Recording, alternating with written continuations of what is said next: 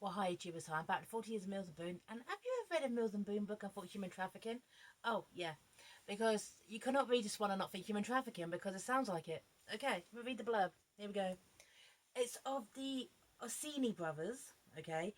Darkly handsome, proud and arrogant, the perfect Sicilian husbands, okay? And this is about Raffaele taming his tempestuous virgin. Oh, yeah. And it's by Sandra Marton. Okay. Okay, and it's Mills and Boon Modern. Here we go. Raffaele Orsini doesn't want a wife, but when he meets his arranged bride, Raffaele feels honour bound to marry her, though he's not quite what he's expecting. Her plain, dowdy clothes can't hide her luscious feminine figure nor her wildcat temperament. Chiara Cordinio would not love her husband. She tries everything to avoid her fate, but in the blink of an eye, Chiara is swept away from her quaint Sicilian town to New York. She was to hate Raffi, but seduction is in his blood. With his dark, brooding looks and tempting masculinity, he'll be purring like a kitten. Okay, okay. So, the Orsini brothers. Now, all three of them, okay, are international bankers. They're very, very rich, okay, and they've created banking and they've basically made their neighborhoods fantastic. And their dad's a mob boss, of course. Their father's a mob boss. He's a don. But they decide not to go down that path, not to join the family business. They forge their own path. Right. But the thing is, one day, Raffi is summoned to his father's home, well, his parents' home, where his father basically guilt trips him into, because years ago, son, when I left, Sicily, your mother was meant to marry this man, and she didn't, and we eloped. So, my son, I promised this man the hand of my firstborn to his firstborn daughter. Respect me, respect the family. Okay, fine, bullshit, okay? Right. So Papa guilts him, okay, guilt trips him. So he goes over to Sicily to kind of meet and basically say no, okay? Goes to this little quaint Sicilian town, okay? And he's attacked and knocked out by Chiara. Yeah, by Chiara and a sort of boyfriend, yeah. But they haven't really done much. They're just better than friends kind of people, okay? Because the daughter of a mob boss in Sicily would really run around basically barefoot and wild, apparently. So, but yeah, she just as a boy and basically tries to rob him because reasons. Okay, so, but the thing is, obviously, right. So Raffi fights back, and this is how is it.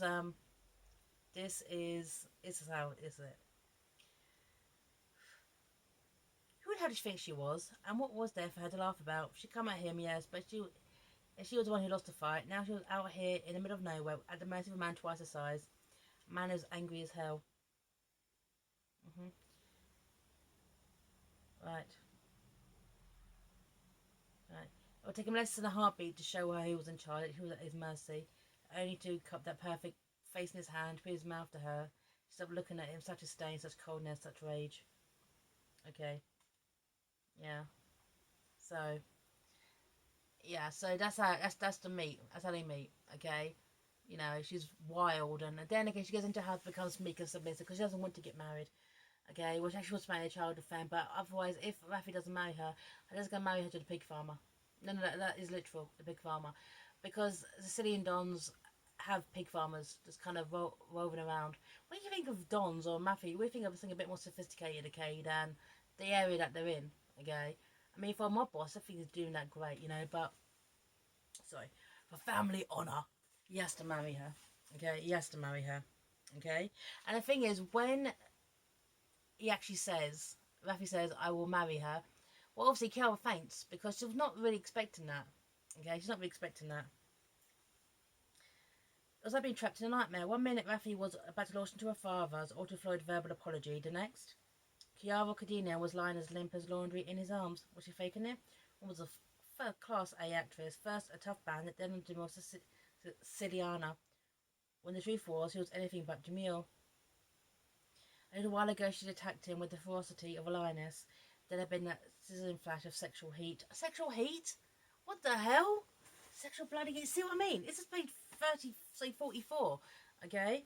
But basically, to to save her from a life with the pig farmer, okay?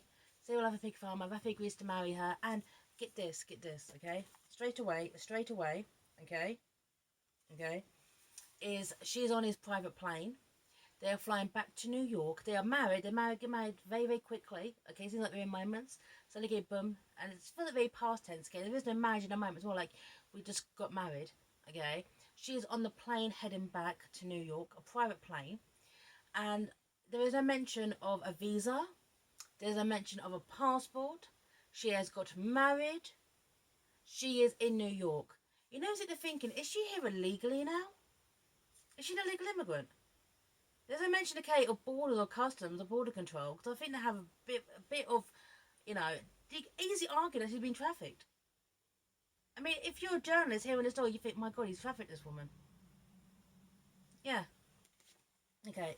But but the thing is, okay, like, you know, Raffi is trying to be understanding, but he's still come across as an arrogant bastard. Like this bit here, This is page 63, okay? And obviously, Kiara wears very dowdy clothes. So she's kind of like wearing like a nun's habit. Long dresses, cardigans, jumpers, sweaters, kind of like hiding her body, okay? And this bit here. Why do you wear your hair like that? I beg your pardon? Your hair, why do you pull it back? To keep her father's made from looking at her the way the man was looking at her now. But she knew better than to tell him that. It wasn't the same thing anyway. When Gigolo and the others looked at her, she felt her skin crawl. That's the big farmer. But this was tingling. Kiara's hand flew to her hair. It's neater than this. Let it loose. The American's voice was rough. His eyes were blue flames. She could see a muscle knotting and unknotting in his cheek. I don't see any reason to. The reason is that I'm telling you to do it. Okay? Let your hair loose, Kiara, he said, and waited. The seconds crept by, and slowly she pulled her hands to her hair. The neat bun came undone. Her hair, thick, lustrous, curling, fell down her back. That's better. Do you see what I mean? Do you see exactly what I mean? Now, Raffi can sit there, okay, and basically try to... He basically says, we're going to, you know, get a divorce for a moment. You could be somewhere, okay? It's like he's trying to set someone to be his mistress, okay? You're not going to live in my house. I'm going to set you up another house. Tries to call his shrink, okay, but she's on holiday. Basically tells him to go, okay? And he tries to, like, avoid her. And eventually, okay, they give in to temptation. But it's like all the power is on Raffi's side. Never on hers. Never, ever on hers. At all. He's comes across like an arrogant bastard trying to avoid his temptation, obviously, okay, because her being there is his fault, and actually it is his fault. He chose to marry her, okay, to basically save her, but he still acts like an arrogant pig to her. Right, an absolute arrogant pig, okay. Right, and it goes. This is a week in their lives. This is a bloody week in their lives, okay. Right. This bit here is when it was like the next day, and also Kiara had a nightmare because she's a bit overwhelmed with the situation, so she just overwhelmed by the situation. She probably would be this kind of thing, right? What are you doing? He said sharply. She spun around. Raffi, I asked you a question. What were you doing? She hesitated, looking around her, then at him. I suppose I had no idea I could cook. Okay, it was a variation, but the theme was the same. Man, had he ever misjudged her? He gave him a hesitant smile. I was making coffee. Raffi folded his arms over his chest. Come on, baby. This was like ice. Amazing, considering where he could feel his blood pressure soaring into the stratosphere. Just coffee. How about breakfast? Eggs, French toast, waffles. You can make all that stuff, right? She swallowed, nodded, off another cautious smile. Raffi could feel his anger growing. He wanted out of this marriage. The hell she did. He fought in an escalating fury, and his blood pressure went through the roof. I have a housekeeper, he snarled. The time comes, I want something cooked. I'll ask her to cook it. Do you see what I mean? She's trying to kind of make sense. She's trying to make breakfast. And he's like, what are you doing? You're making breakfast. I have a housekeeper for that. What do you want from this woman, Raffi? You're such a bastard. Oh, you are a bastard, Raffi. You're a bastard. But eventually, okay, you know, he shows a bit more of the town. He basically gives her the whole kind of makeover thing. You know, oh, you need to dress nice. Okay? Alright? And... yeah, so it doesn't touch her hair. Notice the hair, okay? I mean, her hair's still luscious and fall down. He likes the hair. Leave the hair intact, okay? Right. And Raffi sells it as this here, okay? What if she wanted the quick divorce he promised her? Yes, that was before all the rest. He held in each other's arms. But he wasn't a boy, he was a man. He knew damn well that making love wasn't the same as being in love. She lived a life of a fairy tale Rapunzel, locked away in a castle. She had been lonely, innocent, afraid of being given to a man who was an ogre. He'd come along and changed all that. If he told her he loved her, she might feel grateful to stay she loved him too. Gratitude was the last thing he wanted. What if he wanted her and she wanted her freedom? When their things become so complicated. Okay, and also, okay, so they have sex. And one thing I'm going to give this book some respect, okay, is it kind of mix up the six positions, if you will, okay? But the thing is, even with that, she is young, she's inexperienced. Rafi sleeps with her first time, takes her virginity, first time, okay? Okay, and then second time, members contraception, okay? Yeah, second time. And you're sort of thinking, is he trying to deliberately get this woman pregnant? Hey, this is the Mills Boon book, okay? You know, your first time I'll get you pregnant, okay? So, every single thing Rafi does is about control. He's a pig. He's a prick. He's an horrible person. And he says that he loves her after one singular week. But one thing he never ever does is actually say to her, well, first of all, you say you can cook. Fine. We don't actually see her cooking, but maybe that's a skill she wants to do. Maybe she wants to, you know, open a restaurant one day. Maybe wants to be a chef. He never ever asks her the most crucial thing: what do you want? What do you want in this? Do you want an education? Do you want to go back to school? Do you want to go back to college? I will help you get an education with this. Okay, you don't even it. It reminds me of this film I saw called Love and Leia.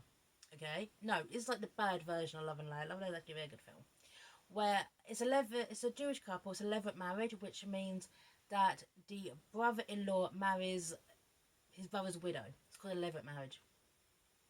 Now the thing is, they had to go through the ceremony to basically cancel that, but then they kind of changed their minds and talk about it. And Leia wants to go to school. She wants to go get an education, and she agrees to this marriage because that way she can move out from her home, she can pursue an education, and then they fall in love. Okay, there's none of that in this book. We're in this 1 week where Rafi falls in love very, very mindfully quickly of a woman he's basically kept. Now, remember this. Now, imagine you're a New Yorker, you're a journalist, and you hear about this story. So, the son of a mob boss who's gone legitimate in a legitimate business world and are very filthy rich, went over to Italy to take over a Don's daughter, if you want to bring her back. There is no visa, there is no passport. She basically has zero formal education. Wouldn't you think the word human trafficking? Yeah, and he then marries her. Wouldn't you think the word human trafficked? Is this about human trafficking? And kids don't come to. But they fall in love and they get remarried and it's a big kind of family event and it's bloody awful. This book is demeaning, disgusting, degrading. I think I found the worst one. It is bloody awful. Right. I'm glad I said my piece. I'm signing off here. This is the 40 years of Mills and Boon. And I'm signing off now. So, hold on. When did this book come out? 2009. No excuse. I'm signing off here, everyone. Take care. And bye now.